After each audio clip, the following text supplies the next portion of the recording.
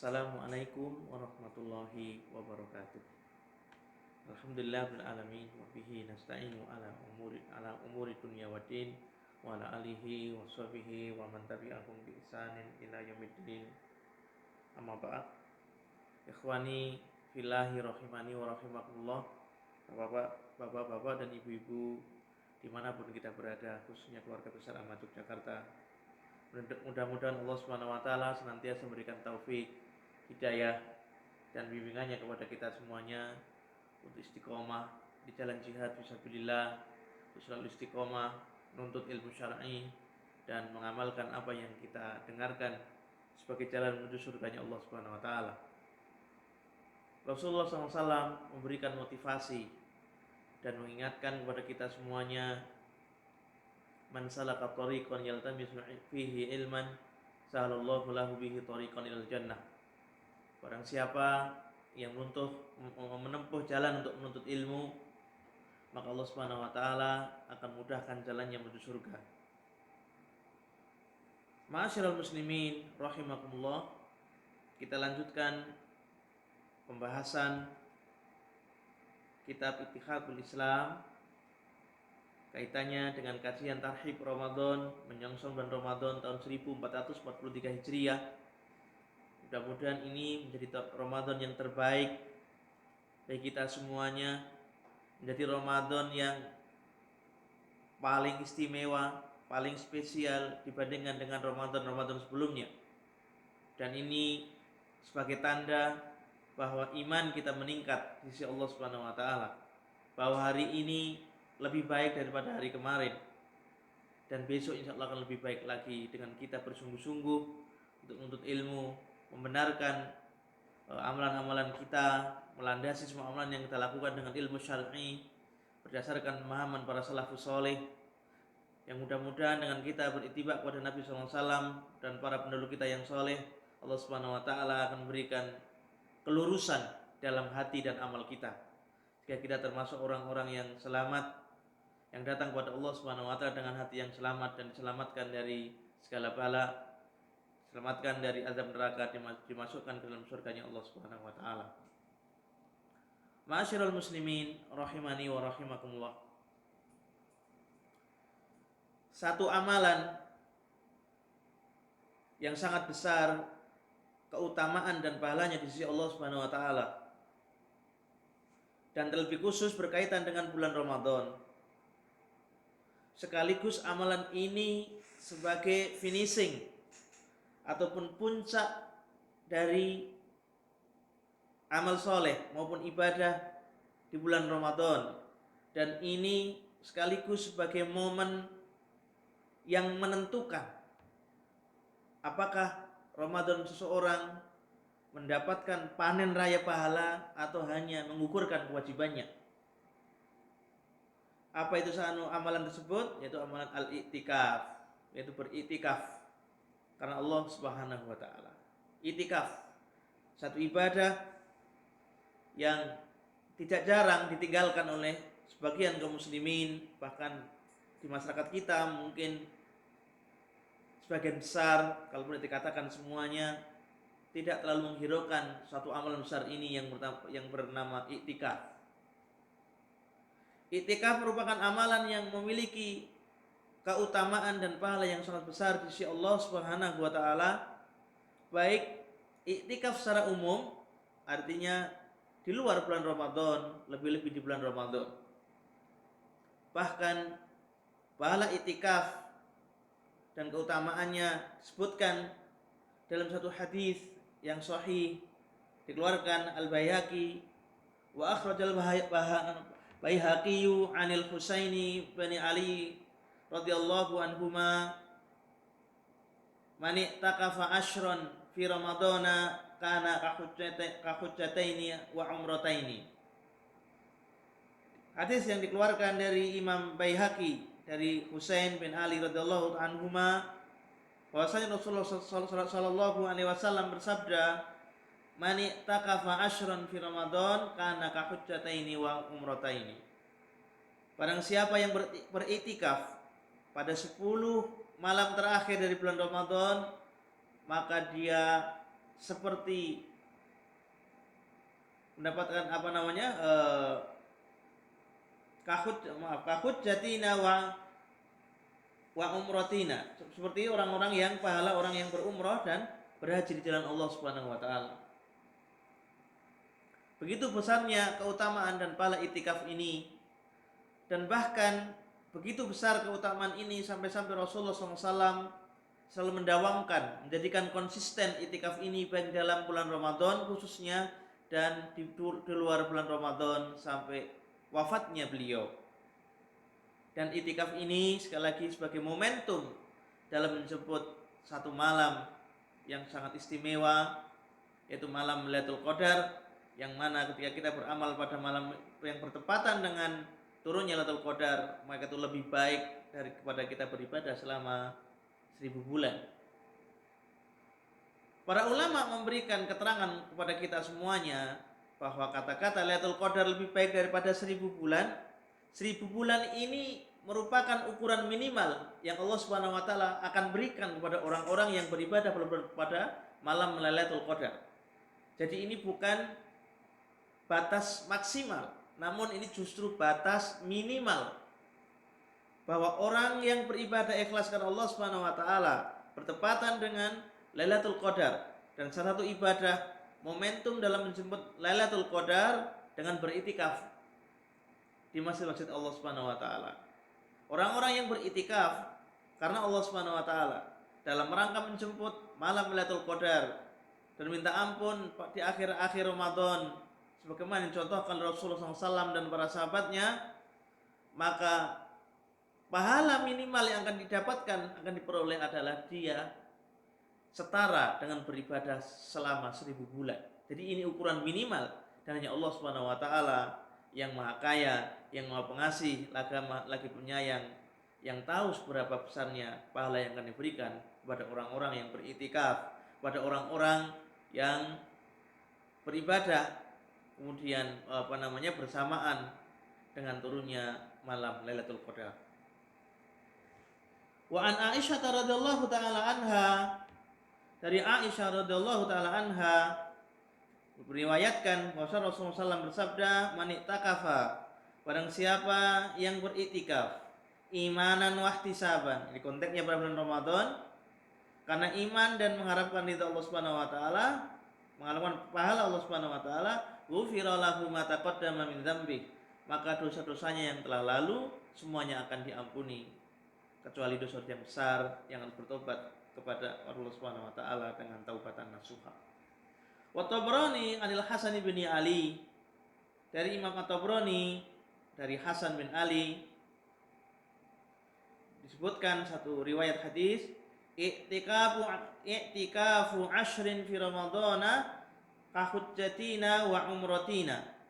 Bahasanya itikaf pada 10 di bulan Ramadan, nah hari-hari terakhir maksudnya, mendapatkan pahala seperti orang-orang yang berhaji dan melakukan umrah. Wa Daruqutni an Hudzaifah. Daruqutni, Muhammad Daruqutni meriwayatkan dari Hudzaifah bahwa Nabi bersabda, "Kullu masjidin fihi imamun wa muadzdhinun fali'tikafu fihi yasluhu." Setiap masjid yang di dalamnya ada imam tetap maksudnya ya, imam tetap maksud itu ada imam tetapnya.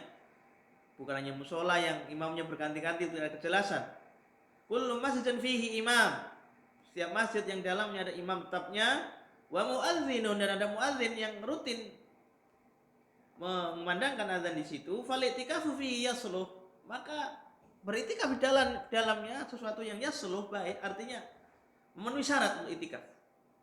Jadi syarat tempat ataupun tempat untuk beritikaf, maka yang pasti adalah masjid yang digunakan untuk sholat rawatib, sholat 5 waktu. Adapun masjid yang tidak digunakan untuk sholat 5 waktu secara dawam, secara konsisten, maka wallahu taala a'lam belum memenuhi syarat untuk digunakan sebagai tempat beritikaf. Ma'asyiral muslimin rahimani wa rahimakumullah. Terkadang kaum muslimin atau kita sebagian dari kita, kalau tidak semuanya, merasa atau memiliki pemahaman yang agak rancu terkait dengan definisi masjid. Apa itu masjid? Apa itu musola? Dia mengatakan satu keterangan, oh beriktikaf harus di masjid, di musola tidak boleh. Sebenarnya definisi ini perlu digarisbawahi tentang makna masjid dan musola. Masjid berasal dari kata sajadah yasjudu, yang tempat bersujud. Masjid adalah tempat untuk bersujud. Sedangkan musola dari kata sholla yusolli, musola tempat untuk sholat. Jadi definisi musola itu lebih luas dibandingkan definisi masjid. Jadi musola bisa bermakna tanah lapang, bisa bermakna aula, bisa bermakna tempat yang itu memang disepakati oleh masyarakat setempat sebagai tempat untuk beribadah, untuk sholat khususnya, maka dikatakan musola. Sedangkan masjid adalah lebih spesifik, ya lebih kecil. Jadi katakan tidak boleh iktikaf di musola, yang boleh di masjid, ini kadang menimbulkan pemahaman yang rancu. Definisi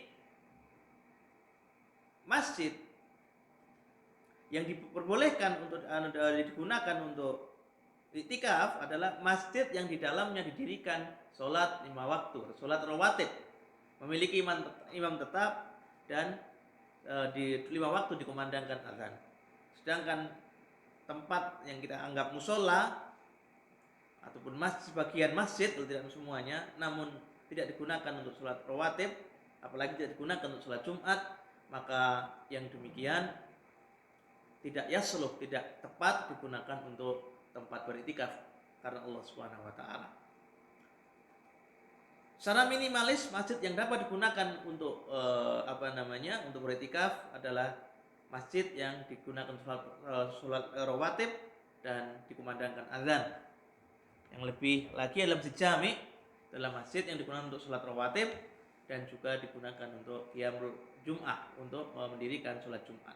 Namun minimalis iktikaf itu boleh dilaksanakan di tempat sholat, di masjid atau musola, namun dengan syarat ada didirikan sholat 5 waktu atau sholat rawatib. Wa fihi isyaratun lamma ya'ti an madhhabina an al-i'tikaf la yushtaratu lahu masjidun makhsusun. Nah, ini jadi sebagai isyarat bahwa misalnya i'tikaf dipersyaratkan di masjid khusus, masjid jami maksudnya, yang ada sholat Jumat tidak. Tapi syarat minimal masjid dapat digunakan untuk i'tikaf sekali lagi adalah di dalamnya didirikan sholat 5 waktu. Bal yakfi fi kulli masjidin. Masjid yang standar minimal tadi digunakan untuk sholat 5 waktu. Wal hakimu, dari Al-Hakim, wal Baihaqi an Ibni Abbasin, dari Al-Hakim dan Al-Imam Al-Baihaqi dari Ibnu Abbas radhiyallahu taala anhu, Rasulullah SAW bersabda, laisa 'alal mu'takifi shaumun illa an yaj'alahu 'ala nafsihi. Ya, tidaklah atas seorang mu'takif, seorang yang beriktikaf itu puasa, illa an yaj'alahu 'ala nafsi, kecuali untuk dirinya. Artinya orang yang beriktikaf itu semestinya dia dalam keadaan berpuasa. Ma'asyiral muslimin rahimani wa rahimakumullah. Wa Ibnu Majah wal Baihaqi an Ibnu Abbas, dari Ibnu Majah dan Baihaqi masih dari Ibnu Abbas radhiyallahu taala anhu, Rasulullah SAW bersabda, al-mu'takifu yakuffu dzunuba wa yujra lahu minal ajri ka ajri amil hasanati kulliha. Orang yang beriktikaf, perbuatan tersebut akan menghapuskan dosa-dosanya dan dia akan diberikan pahala yang berlimpah sebagaimana pahala orang-orang yang mengerjakan seluruh kebaikan. Dalam hadis yang lain, Rasulullah SAW juga bersabda,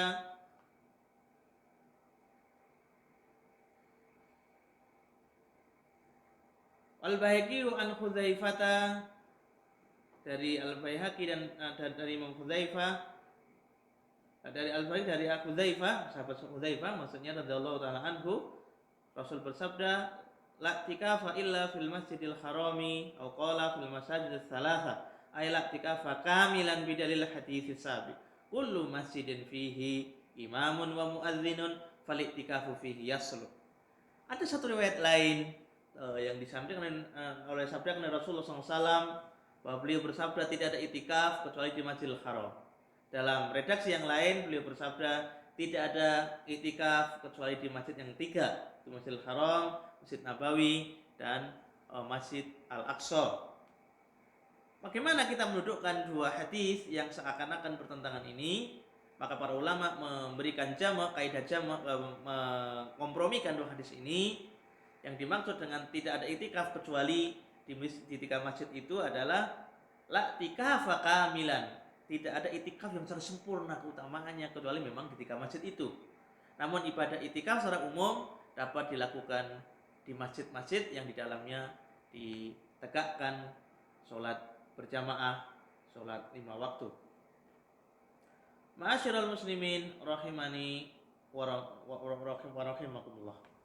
Wa fi sahihaini, dalam 2 sahih Bukhari dan Muslim, an Aisyah radhiyallahu taala anha, dari Aisyah radhiyallahu taala anha, annahu sallallahu alaihi wasallam, bahwasanya Nabi sallallahu alaihi wasallam kana ya'takifu fil ashril awakhir min Ramadan hatta tawaffahu Allah. Bahwasanya Nabi sallallahu alaihi wasallam selalu beritikaf di 10 hari terakhir bulan Ramadan sampai Allah SWT mewafatkan beliau. Tidak pernah meninggalkan itikaf 10 hari ini. Bahkan dalam sebuah asar dijelaskan kita bisa mendapatkan bulan Ramadan dengan cara beritikaf. Sangat kecil dan bahkan sesuatu yang mustahil kita mendapatkan bulan Ramadan dengan kita tidur di rumah kita. Dan Lailatul Qadar itu diperoleh dengan cara beritikaf, bertakarrub pada Allah Subhanahu wa taala di salah satu di antara rumah-rumah Allah Subhanahu wa taala, bukan di rumah, bukan di kos, dan bukan pula tempat-tempat lain yang itu bukan rumah Allah Subhanahu wa taala. Ma'asyiral muslimin rahimani wa rahimakumullah. Dalam sebagian riwayat disebutkan bahwa Rasulullah SAW setelah beritikaf 10 hari pada bulan Ramadan, kemudian beliau mengikutinya dengan beritikaf 10 hari di akhir bulan Syawal. Itu yang secara khusus beliau mendawamkan untuk itikaf dengan hitungan tertentu. Artinya 10 hari bulan Ramadan dan nanti 10 hari pada bulan Syawal, di akhir bulan Syawal. Kemudian untuk bulan-bulan selanjutnya tidak ada ketentuan yang pasti. Yang jelas memperbanyak itikaf merupakan jalan yang terbaik untuk mendekati diri kepada Allah Subhanahu wa taala. Dengan beritikaf, maka Allah Subhanahu wa taala akan banyak memberikan kesempatan bagi kita semuanya untuk memperbaiki diri, dan dengan itikaf itu peluang untuk mendapatkan panen raya pahala, khususnya dalam konteks Ramadan untuk mendapatkan Lailatul Qadar merupakan sesuatu yang dituntut yang sangat tepat. Bahasanya kita menyambut bulan Ramadan, akhir Ramadan dengan mengejar Lailatul Qadar dengan cara beritikaf karena Allah Subhanahu wa taala. Ma'asyiral muslimin rahimani wa rahimakumullah. Dalam sahihaini juga disebutkan dari Abi Sa'id Al-Khudri bahwasanya kana Rasulullah sallallahu alaihi wasallam ya'takifu fil ashril awsati min Ramadan. Bahwasanya di riwayat yang lain bahwa Rasulullah SAW mulai beritikaf pada bulan Ramadan itu pada 10 yang pertengahan. Di riwayat lain adalah 10 yang pertengahan ada dimulai pada malam yang ke-16.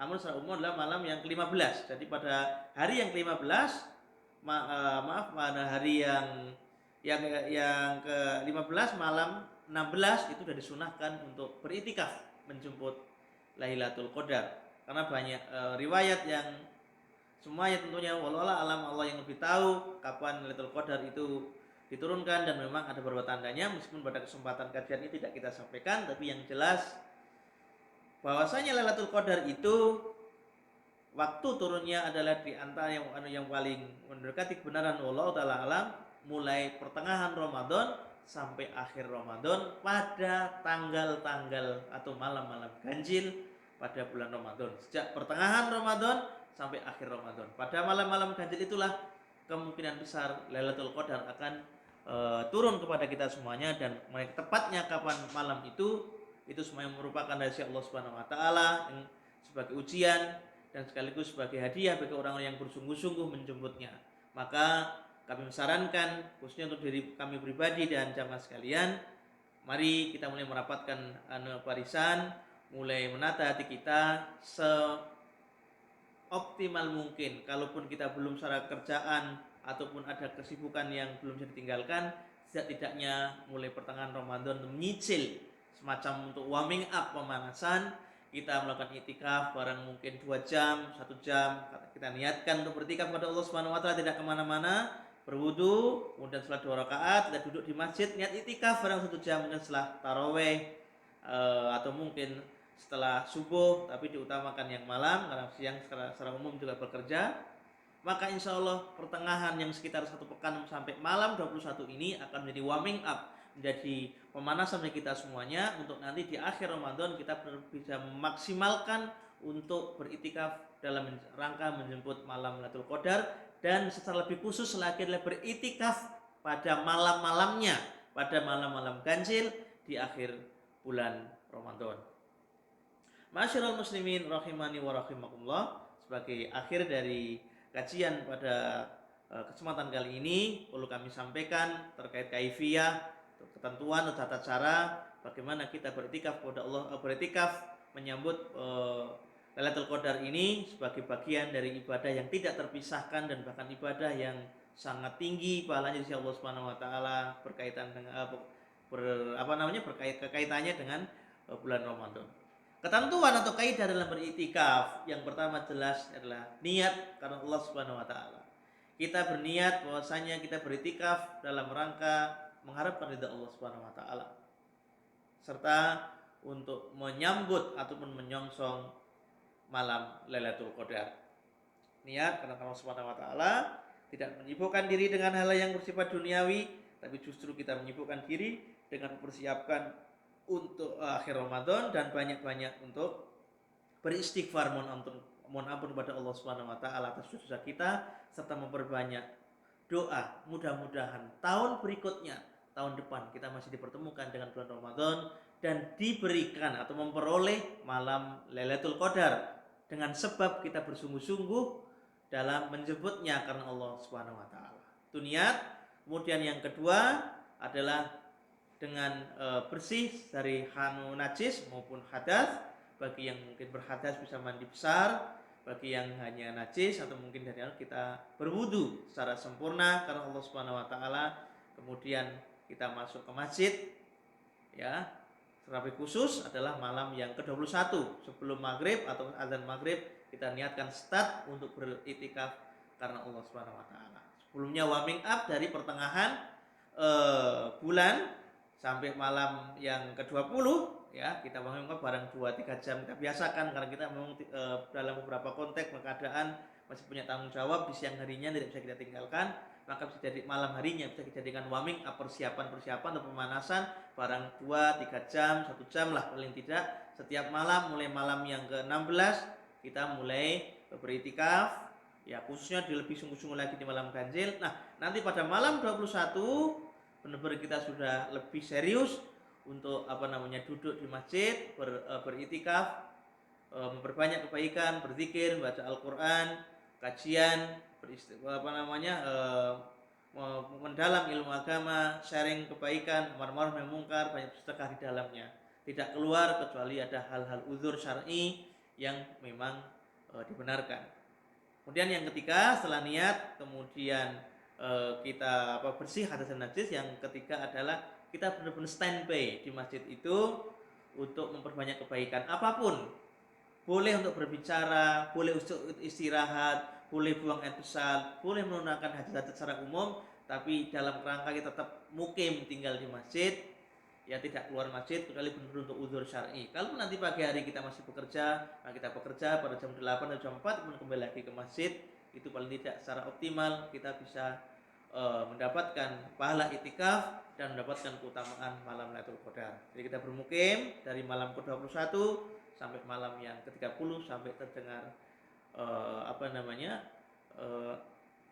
takbir pada malam Lebaran, atau paling tidak adalah pagi harinya setelah pada subuh. Ada 2 riwayat sampai maghrib, atau yang alam yang lebih kuat yang kami pahami adalah di hari terakhir setelah sholat subuh boleh meninggalkan masjid dan mengakhiri iktikaf kita karena Allah Subhanahu wa taala.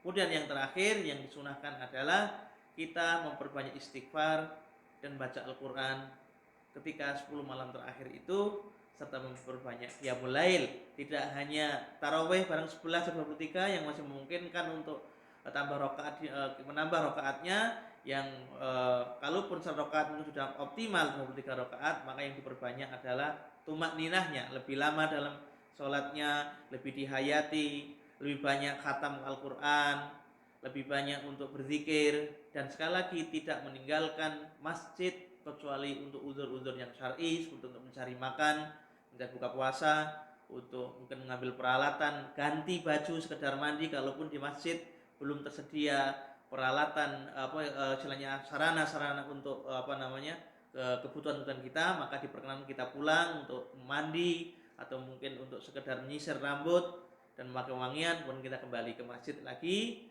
untuk melanjutkan itikaf sampai hari yang terakhir, malam yang ke-30, sampai diakhiri setelah sholat subuh kita keluar masjid insyaallah taala dengan niat karena Allah Subhanahu wa taala. Demikian yang dapat kami sampaikan, kurang lebihnya mohon dimaafkan. Mudah-mudahan kajian pada hari ini lebih menambah persiapan kita menghadapi Ramadan, dan mari kita ulang-ulang kajian kita khususnya 3 pekan ini. Ada 3 materi yang kami sampaikan tentang fadilah dan berkaitan dengan hukum-hukum Ramadan, dan kemarin kita lebih tandaskan lagi bagaimana kita bermanfaatkan momen Ramadan, waktu Ramadan terakhir dengan memaksimalkan forum atau media itikaf dalam rangka mendekatkan diri kepada Allah dan menyongsong atau menjemput datangnya malam Lailatul Qadar.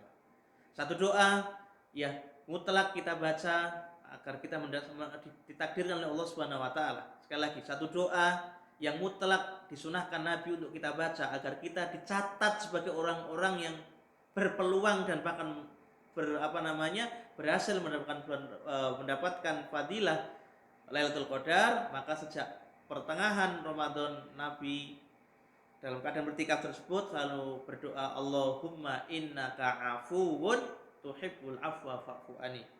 Allahumma innaka afuwun tuhibbul afwa fa'fu anni. Ya Allah, sungguhnya Engkau Maha Pengampun, maka ampunilah seluruh dosa-dosaku. Wa akhiru da'wana alhamdulillahirabbil alamin. Subhanakallahumma wa bihamdika asyhadu an la ilaha illa anta astaghfiruka wa atubu ilaik. Assalamualaikum warahmatullahi wabarakatuh.